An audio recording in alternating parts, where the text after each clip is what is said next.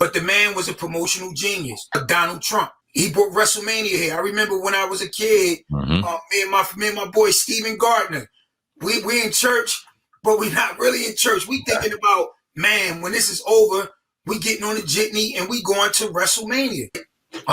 We might not agree with his politics in the White House, but the man was a promotional genius. He got Mike Tyson to choose Atlantic City each and every time, for all of those major fights. And that's Donald Trump. You're young, you're powerful, you can have conversations on the block or with the billionaires in the boardroom. People fear that. That's why they tried to take me out with those bogus charges. My first year in office, I was faced with an indictment. So they was going to try to give me 50 years because the state didn't know the law. I had to, for 2 trials. I want people to understand this. So people know where I've come from.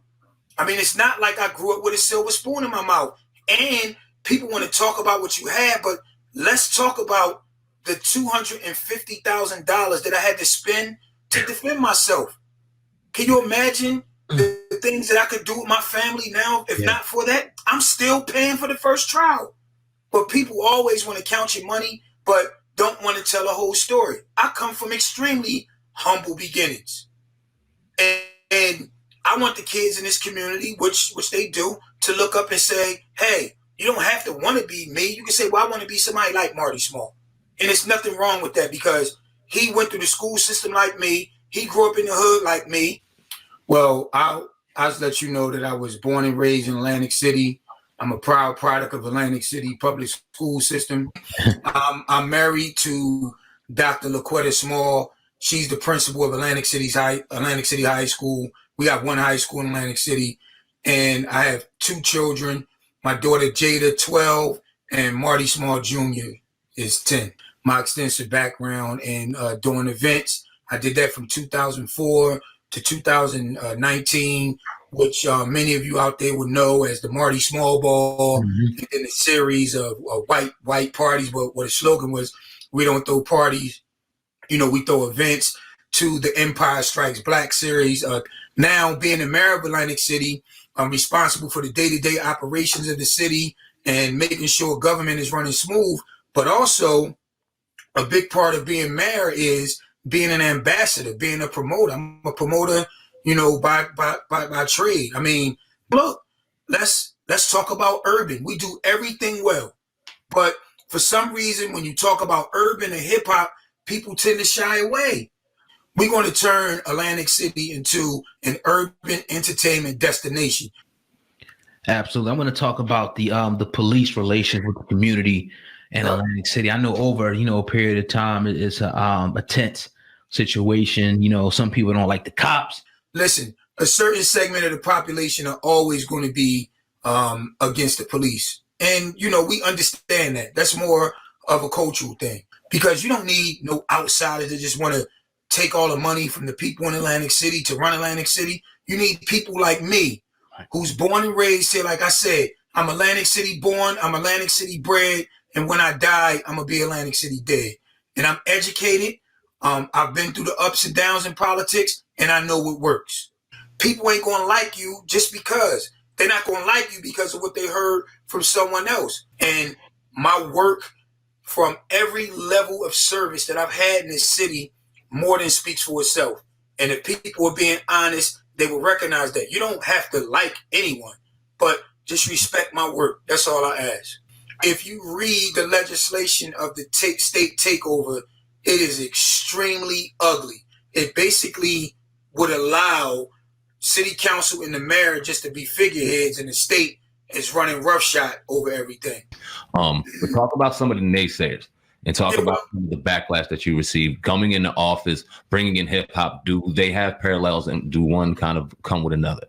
It's funny. I mean, they gave me a nickname, Party Marty. They say that we need to bring more non-gaming activities to the city of Atlantic City, right? That's what they say. But when I do it, it's a problem. Why? They're worrying about how much money somebody is making off a party. And listen, or with the billionaires in the boardroom, people fear that. That's why they tried to take me out with those bogus charges. You know, my first year in office, I was faced with an indictment. Said they was going to try to give me 50 years because the state didn't know the law. The $250,000 that I had to spend to defend myself. Can you imagine the things that I could do with my family now? If not for that, I'm still paying for the first trial. But people always want to count your money to look up and say, hey, you don't have to want to be me. You can say, well, I want to be somebody like Marty Small. Oh, he think he better than us. He don't want to be.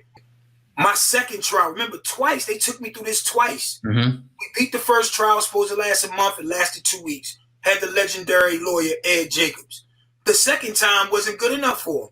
They wired someone up for sound that I went to high school with, had him follow me around for 4 months for sound and video, and didn't get anything because I don't live my life like that. But they had someone with mental issues come in and corroborate a story, so then they indicted me. Not only me, they indicted 13 other people for my campaign, and they wanted everybody to say, no, they did it, they did it, they did it. And listen, we are a lesson. It was 6 of us who went to trial every day for 6 months. Every day. And we had to stress every day on what the jury was going to do. And thank God that jury cleared all of us. And then they didn't even try the second 6. So there's a lot of stories going on. How I felt when we under deliberations, and it's my son's first birthday. And I'm in the car crying. I hate to always bring up race. And I'm sure you work in the mayor's office with a lot of great people who aren't just black, multicultural, a lot of different colors and ethnicities. But I can't help but to feel like anytime we're in a place of position of power to benefit our own, something comes along between the way to try to tear that down. You're young, you're powerful, you can have conversations on the block or with the billionaires in the boardroom. People fear that. That's why they tried to take me out with those bogus charges. You know, my first year in office, I was faced with an indictment. Said they was going to try to give me 50 years because the state didn't know the law.